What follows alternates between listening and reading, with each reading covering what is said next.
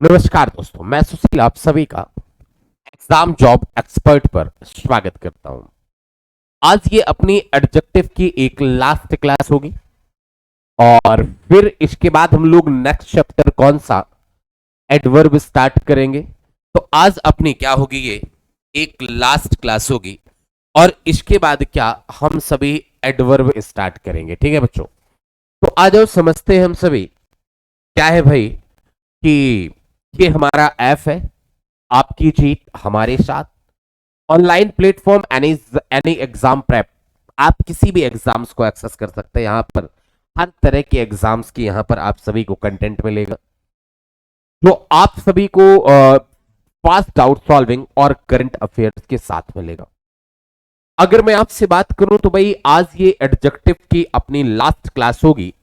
तो हम लोग स्टार्ट करते हैं कहां से, टाइप नंबर 18 से। टाइप नंबर 17 तक हो चुका था, 190 तक के क्वेश्चन आप सभी को हम करवा चुके थे और 190 से हमें क्या है करवाना था, कहां से 190 से मुझे क्या था भाई क्वेश्चन करवाना था। तो आ जाओ समझते हैं भाई।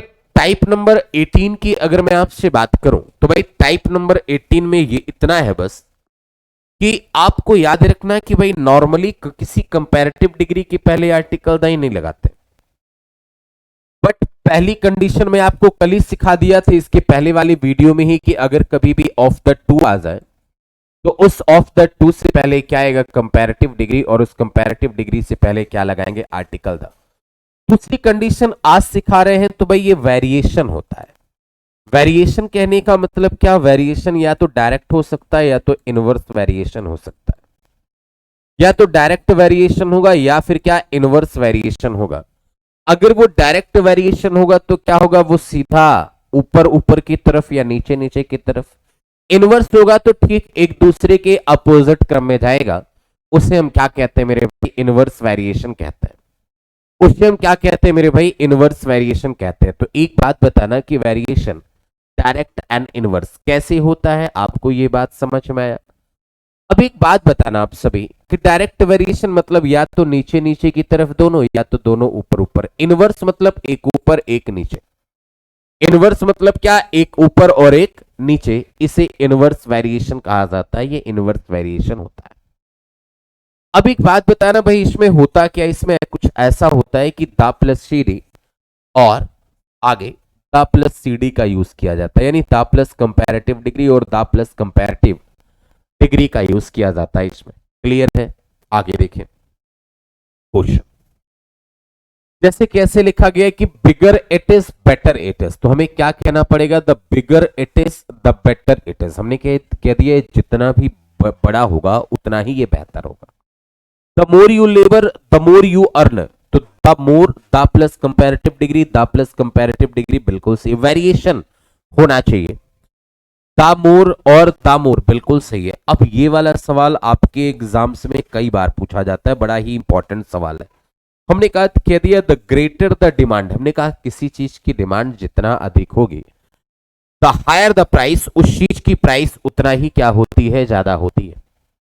द हायर द प्राइस, उस चीज की प्राइस उतना ही क्या होती मेरे भाई, अधिक होती है। ये सवाल आपके एग्जाम में कई बार पूछा गया है। हमने कह दिया कि high you go colder it is, तो आप क्या लिखेंगे, the higher you go, the higher you go the colder it is, the colder it is. हमने कह दिया जितना तुम ऊपर जाओगे ना उतना ही ठंडक तुम्हें होती जाएगी।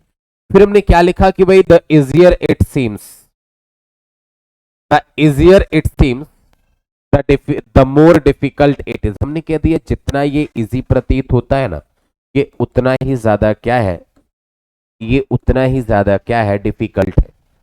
हमने कहा जितना ये इजी प्रतीत होता है उतना ही अधिक ये क्या है, डिफिकल्ट है। हमने ये कह दिया कि द क्विकर यू गो, जितना तेज तुम जाओगे, the quicker you go the more, the more आगे हमें the more the plus CD, इसका मच का मोर लगाया, the more your share will be, the more your share will be, तुम्हारा शेयर उतना ही बढ़ता जाएगा। तो हमने ये टाइप नंबर 18 आपको ये कहा है। उम्मीद करता हूं कि टाइप नंबर 18 आप सभी को ये समझ में आ गया होगा। कि किसी भी तरह की कोई दिक्कत या परेशानी आप सभी को नहीं होगी, समझ में आ गया होगा टाइप नंबर 18।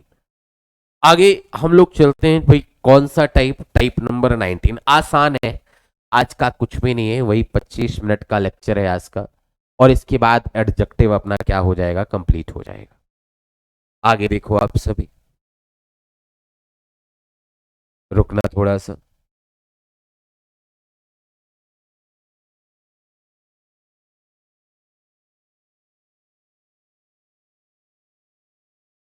चले आगे देखें आप सभी। भाई टाइप नंबर 19 में ये क्या कहना चाह रहा है? तो टाइप नंबर अगर 19 की अगर हम आपसे बात करें मेरे भाई, तो टाइप नंबर 19 में ये पॉजिटिव डिग्री, कंपैरेटिव डिग्री और सुपरलेटिव डिग्री को एम्फेसाइज करने की बात कर रहा है। पॉजिटिव, कंपैरेटिव और सुपरलेटिव को ये एम्फेसाइज करने की बात कर रहा है, बाकी और कोई बात इसमें नहीं कर रहा है कि आखिर कोई पॉजिटिव डिग्री है या फिर कंपैरेटिव है या सुपरलेटिव है, तो उनको एम्फेसाइज कैसे करते हैं, उनको एम्फेसाइज करने का क्या तरीका है, कैसे किया जाता है एम्फेसाइज, हम लोगों को ये बात समझनी है। तो एक बात आप सभी देखो कि अगर हम बात करें भाई, जैसे पॉजिटिव डिग्री को एम्फेसाइज करना है तो उस पॉजिटिव डिग्री से पहले हम क्या लगा लेते हैं? वेरी लगा लेते हैं। उस पॉजिटिव डिग्री से पहले हम क्या लगा लेते हैं मेरे भाई? तो आप कहना कि हम वेरी लगा लेते हैं, ठीक है ना। फिर अगर मैं आपसे बात करूं तो भाई एक बात कहना कि अगर कभी भी आपके साथ मच या वेरी मच या फिर बाई फॉर या इवन आ जाए, तो आप करते क्या है भाई मेरे? आप ये कंपैरेटिव डिग्री को एम्फेसाइज करने के लिए आप सभी इतनी चीजों का यूज करते हैं किसी कंपैरेटिव डिग्री को एम्फेसाइज करने के लिए। अब इसके बाद अगर हमें किसी सुपरलेटिव डिग्री को एम्फेसाइज करना है तो आप कहना कि the much, sorry much the, much के बाद द लगेगा, much the very, by far the, out and out the, out and out the, practically the, almost the, nearly the का यूज किसी भी सुपरलेटिव डिग्री को एम्फेसाइज करने के लिए करते हैं। तो मतलब यह है कि अगर किसी सुपरलेटिव डिग्री को एम्फेसाइज करने की बात की जाए मेरे बच्चों, तो आप उनके साथ किसी भी सुपरलेटिव डिग्री को एम्फेसाइज करने के लिए आप उनके साथ ये लगा सकते हैं।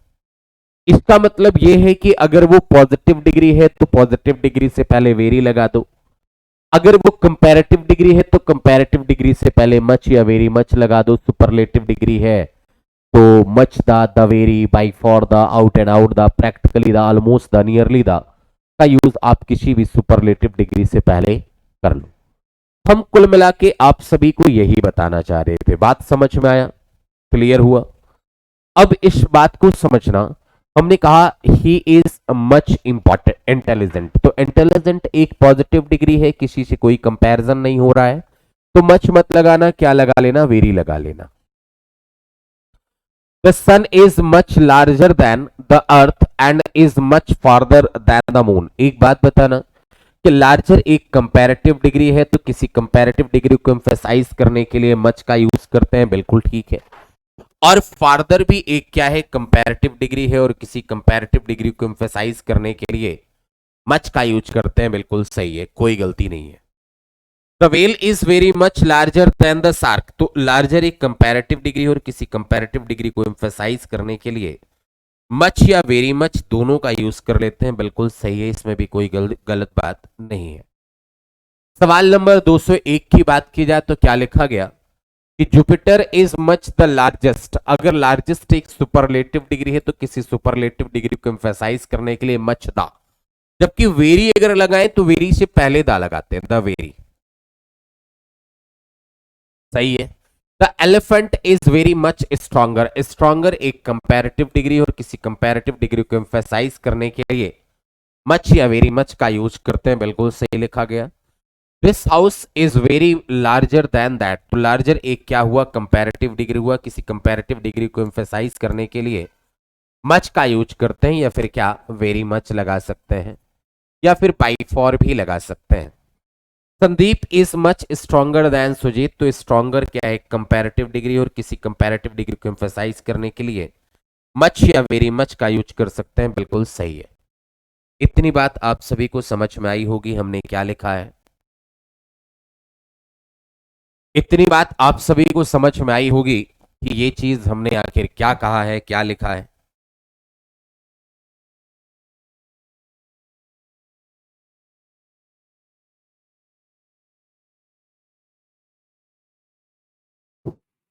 चलो, आपने कर लिया इस बात को।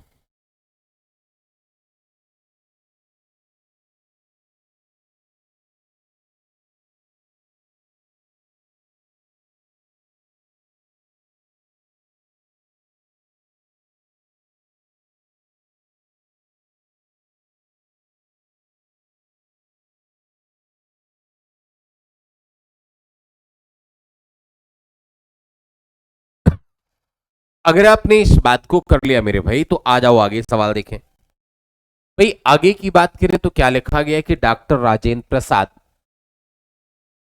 Was by far the simplest man of our country. तो एक बात बताना कि doctor Rajendra Prasad was by far the simplest. By far the लगा है किसी सुपरलेटिव डिग्री को एम्फसाइज करने के लिए। बिल्कुल सही। He is the very strongest. The very strongest किसी सुपरलेटिव डिग्री को एम्फसाइज करने के लिए लिखा गया। बिल्कुल सही है। Type number 20। टाइप नंबर 20 आज ही एडजेक्टिव ये कंप्लीट हो जाएगा। टाइप नंबर 20 की बात करें तो भाई टाइप नंबर 20 में हमें क्या क्या चीज सीखनी है। तो आप सभी ये कहना कि भाई टाइप नंबर 20 में कि अगर कभी भी आपके साथ क्या जाए, एडजेक्टिव्स आए, और अगर उन एडजेक्टिव्स के लिए अलग अलग प्रेपोजिशंस का यूज किया जा रहा हो, अगर आपके साथ कभी भी एडजेक्टिव आए और उन एडजेक्टिव के लिए अलग अलग प्रेपोजिशन का यूज किया जा रहा हो, तो आपको अलग अलग प्रेपोजिशंस का यूज कर देना चाहिए। अगर एडजेक्टिव्स आए और उन एडजेक्टिव्स के लिए अलग अलग प्रेपोजिशन का यूज किया जा रहा हो, तो आप सभी को उन एडजेक्टिव का अलग अलग यूज कर देना चाहिए। अलग अलग यूज मुझे कर देना चाहिए। बात समझ में आया? मतलब ये हुआ कि अगर किसी भी के लिए अगर अलग अलग यूज किया जा रहा हो तो मुझे अलग अलग कर देना चाहिए। एक बात बताइएगा आप सभी कि भाई जैसे हमने टाइप नंबर 20 लिखा, तो ही is senior and older than Shyam. तो एक बात बताना आप सभी कि ही is senior and older than Shyam. तो हमने ये कह दिया कि भाई ओल्डर के लिए तो देन लगेगा, लेकिन आप सभी ने इस बात को पढ़ रखा है कि भाई सीनियर के साथ हम क्या लगाते हैं, टू लगाते हैं। अगर सीनियर के साथ टू लगाते तो हमने लिख दिया he is senior to and older than Shyam. His cellphone is different and costlier than mine. तो एक बात बताना कि भाई हमने कह दिया कॉस्टलियर के साथ देन लगाते हैं, बिल्कुल ठीक है, लेकिन डिफरेंट के साथ हम सभी क्या लगाते हैं, तो फ्रॉम लगाते हैं। इस बात को याद रखना। फिर हमने कह दिया कि her mother is angry. Angry के साथ अगर मैं आपसे बात करना चाहूं तो विथ और टू दोनों का यूज करते हैं। एंग्री के साथ हम सभी क्या विथ और टू दोनों का यूज करते हैं। तो अगर हम आप सभी से कहना चाहें एंग्री वाला, तो आप सभी कह देना कि भाई एंग्री के साथ हम क्या लगाते हैं, विथ लगाते हैं और क्या टू लगाते हैं। विथ तब लगाते हैं जब किसी पर्सन की बात की जाए, जब किसी पर्सन की बात की जाए। टू हम तब लगाते हैं जब किसी चीज की बात की जाए, समथिंग की बात की जाए। तो अगर कभी somebody की बात की जाए तो आप क्या लगाना, विथ लगाना, और कभी somebody की बात की जाए, समथिंग की बात की जाए तो टू लगाना। तो सॉरी सॉरी सॉरी एट लगाना। क्या मेरा दिमाग कहां, क्या करना, एट लगाना, राइट, एट लगाना। तो अब एक बात बताना कि भाई उसकी माँ जो है मुझसे ही नाराज है, तो विथ के लिए विथ लगेगा यहां पर। तो angry with me and indifferent के साथ हम टू लगाते हैं, बिल्कुल सही है। Our culture is superior, superior के साथ टू लगाते हैं, डिफरेंट के साथ फ्रॉम, जो कि अपना बिल्कुल सही लिखा गया है, उसमें कोई भी गलती नहीं है। क्लियर हो गया? चलो आगे देखें, टाइप नंबर 21।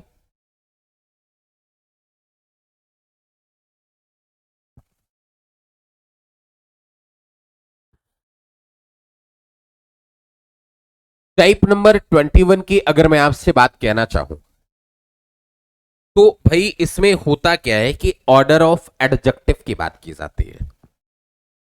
अगर मैं आपसे ऑर्डर ऑफ एडजेक्टिव की बात करूं, मतलब ये हुआ कि अगर कभी हमें एडजेक्टिव के ऑर्डर की बात करनी है तो सबसे पहले आप ये कहना मेरे भाई कि सबसे पहले हम क्या रखेंगे, डिटर्मिनर रखेंगे। और इसके बाद हम क्या रखेंगे भाई, ओपिनियन रखेंगे। फिर क्या रखेंगे, ओपिनियन के बाद साइज को रखेंगे। इसके बाद शेप को रखा जाएगा। शेप के बाद कंडीशन को रखा जाएगा। कंडीशन के बाद एज को रखा जाएगा। एज के बाद कलर को रखा जाएगा। फिर ओरिजिन को रखा जाएगा और इसके बाद मटेरियल रखा जाएगा। नेक्स्ट पर्पस, उद्देश्य क्या है, और लास्ट में क्या, नाउन रखा जाएगा। और लास्ट में क्या, नाउन रखा जाएगा। मतलब यह हुआ कि हम सभी को याद रखना है कि भाई जब कभी क्वालिटेटिव एडजेक्टिव या एडजेक्टिव, ऑर्डर ऑफ एडजेक्टिव या फिर क्वालिटेटिव एडजेक्टिव के कभी भी ऑर्डर की बात की जाए तो उनको इस क्रम में रखा जाना चाहिए। पहले डिटरमिनर, फिर ओपिनियन, फिर साइज, फिर shape, condition, age, colour, origin, material, purpose और क्या, नाउन। लेकिन आपके मन में एक सवाल आ रहा होगा कि सर मुझे कैसे पता चलेगा कि ये सब चीजें हैं क्या। तो एक बात बताना, डिटरमिनर तो आप सभी ने पढ़ा होगा, आखिर क्या कहा जाता है।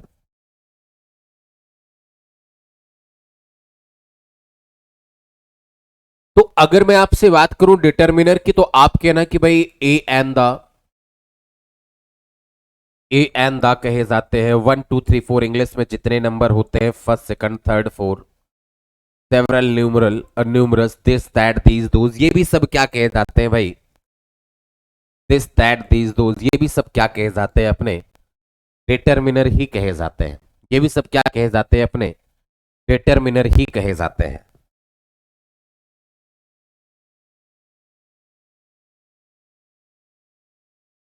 तो अब एक बात बताना कि ये भी सभी अपने क्या कहे जाते हैं, डिटरमिनर ही कहे जाते हैं।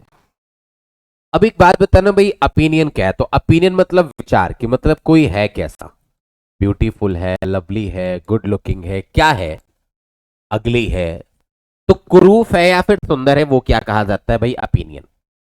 साइज की बात की जाए तो छोटा बड़ा क्या है, यहां पर लार्ज है, ह्यूज है, बिग है, जायगेंटिक है, ठीक है, उसे साइज कहा जाता है। शेप की बात की जाए तो मैथमेटिक्स में आपने पढ़ा है कि भाई राउंड है, रेक्टेंगुलर है, सर्कुलर है, ठीक है, स्क्वायर है, सर्कुलर है, स्क्वायर है, क्या है, वो आपको क्या कहा जाता है, टाइप, शेप कहा जाता है।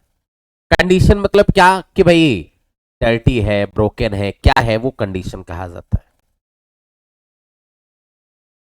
नेक्स्ट अगर एज की बात करें तो एज क्या कहा जाता है, तो भाई क्या है, न्यू है, ओल्ड है, वो क्या आपका एज कहा जाएगा, न्यू हुआ, ओल्ड हुआ, एंसियंट हुआ, 10 साल, 20 साल, 25 साल, 50 साल, ये एज कहा जाता है।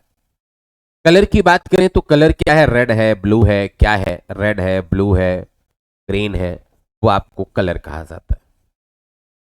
फिर अगर ओरिजिन की बात करें तो ओरिजिन मतलब ये चीज, ओरिजिन की अगर हम बात करें तो ओरिजिन मतलब विकास, कि ये चीज आखिर कहां से आया, विकास कहां से हुआ, इसका ओरिजिन कहां से इसका है। तो अगर ओरिजिन की बात करें तो आप सभी कह सकते हैं कि कलर ओरिजिन, ओरिजिन मतलब जैसे इंडियन हो गया, अमेरिकन हो गया, इंडियन हो गया, अमेरिकन हो गया, तो ये आपका ओरिजिन कहा जाता है, ये आपका ओरिजिन कहा जाता है।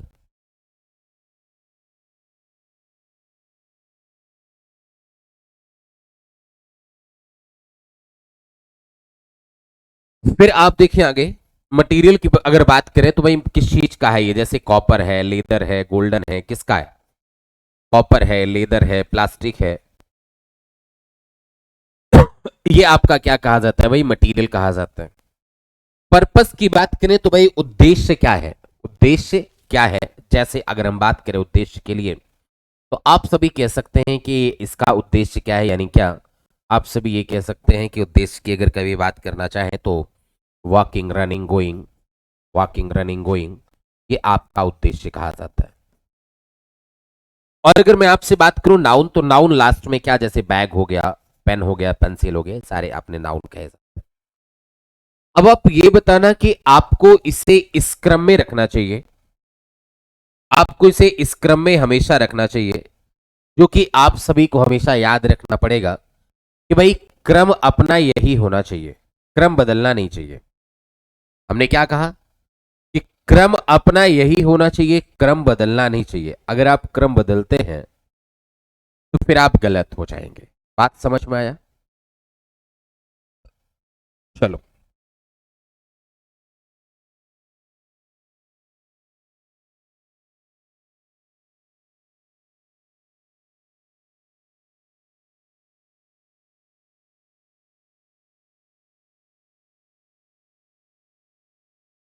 तो आपको इतनी बात समझ में आ गई होगी मेरे भाई।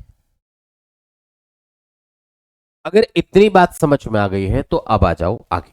अब आपके मन में एक सवाल और आ रहा होगा कि सर चलो हम ये तो जान गए, इसको इस क्रम में रखते हैं, सब क्या होते हैं ये चीज हम जान गए, लेकिन आप ये बताना भाई याद कैसे रखेंगे। तो एक बात बताना, सुनना, हमने एक तरीका भी आपके लिए बना दिया कि सबसे पहले आप क्या रखना, डिटर्मिनर रखना, फिर आप लिखना क्या, उस कंडीशन में, उस कंडीशन में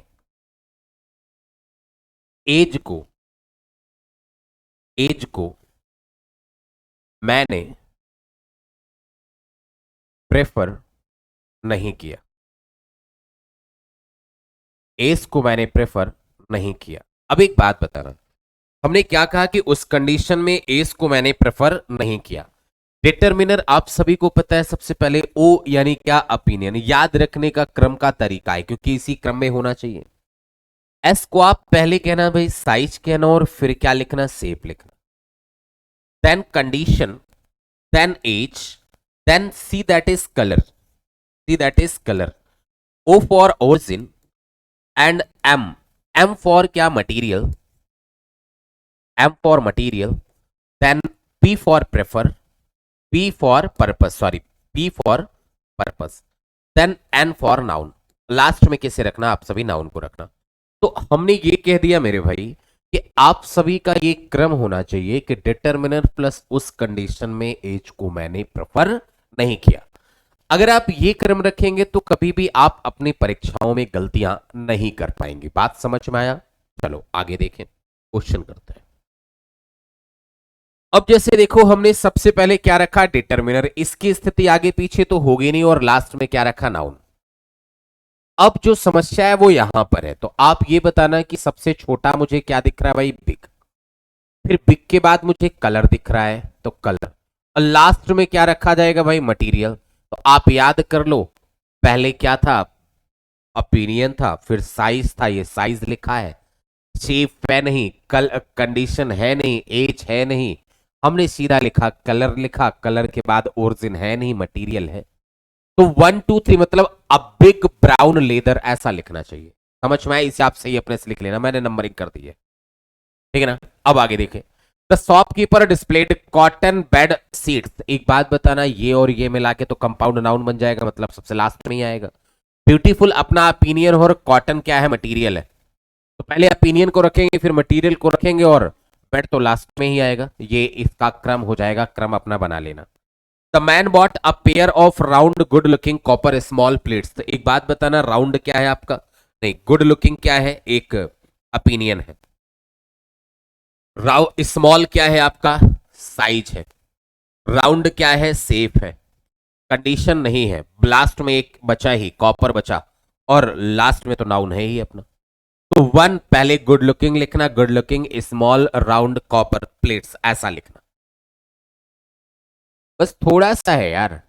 the principal was angry on seeing a wooden broken. तो आप कहना भाई ब्रोकन पहले कंडीशन और फिर लास्ट में क्या आएगा, मटेरियल आएगा। तो आप क्या लिखना, अ ब्रोकन वुडन चेयर ऐसा लिखना। She was a beautiful, beautiful यानी क्या, ओपिनियन है, फिर टॉल है, ठीक है, फिर थिन है, थी ठीक है, यंग मतलब एज, फिर ठीक है, तीसरा ये होगा, चौथा ये होगा, फोर्थ नंबर का ये है, फिर ब्लैक ए हेयर्ड, बिल्कुल ठीक है। तो भैया मतलब ये है कि ये 5 और ये 6 सब कुछ सही है। लास्ट में ओरिजिन, ठीक है ना, बिल्कुल सही है, कोई गलती नहीं। द प्ले रूम हैज 6, 6 आपका डिटर्मिनर है, स्मॉल साइज है, राउंड सेफ है, और लास्ट में प्लास्टिक आपका मटेरियल बचा ही है तो लिख दो, बिल्कुल सही है, कोई गलती नहीं है। Each girl was given a red, beautiful, beautiful opinion है, रेड कलर है तो पहले ब्यूटीफुल को, फिर क्या किसको, रेड को। I bought a beautiful long red Italian silk tie, beautiful long red Italian silk tie, बिल्कुल ठीक है, उस कंडीशन मैंने एज को प्रेफर नहीं किया। My father lives in a lovely, क्या है भाई, ओपिनियन है, फिर साइज है, फिर क्या है, एंसियंट मतलब एज है, फिर लास्ट में ब्रिक मटेरियल है, बिल्कुल ठीक लिखा गया। My sister adopted, beautiful size white bulldog, बिल्कुल सही लिखा गया, कोई गलती ना है। लास्ट टाइप पे आ जाते हैं भाई, टाइप नंबर क्या लिखा गया है, 22 नंबर का टाइप है, जो कि लास्ट टाइप होगा आज का, आज का अपना लास्ट टाइप होगा। इसमें है क्या, कुछ भी नहीं है। मैं अगर आपसे बात करूं तो भाई एक होता है present participle adjective, present participle adjective, और दूसरा होता है क्या, पास्ट पार्टिसिपल एडजेक्टिव। इस पे थोड़ी सी बात को समझ ली जाए तो है बात बहुत ही आसान। प्रेजेंट पार्टिसिपल यानी वर्ब की फर्स्ट फॉर्म प्लस आईएनजी के साथ अगर कोई नाउन आएगा तो वो प्रेजेंट पार्टिसिपल कहा जाएगा, और वर्ब के थर्ड फॉर्म के साथ अगर कोई नाउन आएगा तो वो पास्ट पार्टिसिपल एडजेक्टिव कह लिया जाएगा। अब एक बात बताना, अगर इसमें समस्या क्या होती है, जैसे हमने आपको लिख दिया स्पीकिंग इंग्लिश और स्पोकन इंग्लिश, आपसे ये पूछ लेगा कि भाई ये बताना कि स्पीकिंग इंग्लिश होता है या फिर स्पोकन इंग्लिश होता है, तो आप खुद कंफ्यूज हो जाएंगे कि भाई आपसे ये पूछ लेगा कि बताओ स्पीकिंग इंग्लिश होता है या स्पोकन इंग्लिश होगा, तो आप कहना कि भाई इसे कहने का, स्पीकिंग इंग्लिश कहने का मतलब ये हो गया कि इंग्लिश इज स्पीकिंग, तो मतलब ये हो गया कि भाई इसका मतलब तो एक्टिव हो गया कि अंग्रेजी बोल रही है, अंग्रेजी बोल रही है ये कहना गलत है भाई, अंग्रेजी बोली जाती ये कहना सही है, अगर ये गलत है तो ये भी गलत है। मतलब इंग्लिश इज स्पोकन, अंग्रेजी बोली जाती है, इसे आप एक्टिव में नहीं कह पाएंगे, इसे आप पैसिव में ही कह पाएंगे, तो आप कहना ये वाली बात सही है। तो बस इतना ही देखना होता है, इसके अलावा कुछ भी नहीं। आ जाओ सवाल से समझते हैं। हमने कह दिया it was a satisfied experience for all the tourist, तो एक बात बताना, एक्सपीरियंस सेटिस्फाइड होगा, एक्सपीरियंस को सेटिस्फाई किया जाएगा, या एक्सपीरियंस सेटिस्फाई कर रहा होगा, तो आप कहेंगे भाई एक्सपीरियंस किसी न किसी को सेटिस्फाई करता है, अगर वो एक्सपीरियंस सेटिस्फाई करता है तो आप ये लिखना satisfying experience. The emphasis is very much on learning the speaking language, गलत है, स्पोकन लैंग्वेज, ये तो अभी अभी हमने आपको पढ़ाया। Then they have got some shocked news, गलत, न्यूज इज शॉकिंग, न्यूज को शॉक नहीं कर पाएंगे, न्यूज आपको शॉक करेगी, तो न्यूज इज शॉकिंग, पैसिव में आप नहीं कह पाएंगे, इसे एक्टिव में कह पाएंगे, तो shocking news. Then the much advertising product, तो आप ये बताना प्रोडक्ट एड एडवर्टाइजिंग, क्या प्रोडक्ट किसी चीज का एडवर्टाइज करेगा, नहीं, प्रोडक्ट को किया जाएगा, अगर किया जाएगा तो मतलब सेंटेंस पैसिव में होना चाहिए, और क्या लिखेंगे, एडवर्टाइज्ड प्रोडक्ट। एक्साइटिंग ऑडियंस, क्या ऑडियंस एक्साइट किसी कर रही होगी या ऑडियंस खुद हो जाएगी, ऑडियंस खुद हो जाएगी, ऑडियंस को किया जाएगा तो क्या लिखेंगे, excited audience. We can never forget that amazed experience, नहीं, एक्सपीरियंस अमेज, एक्सपीरियंस को अमेज नहीं कर देंगे, एक्सपीरियंस आपको बहुत चक्का करती है यानी एक्टिव में, तो क्या लिखेंगे आप सभी, अमेजिंग एक्सपीरियंस, क्या लिखेंगे, अमेजिंग एक्सपीरियंस।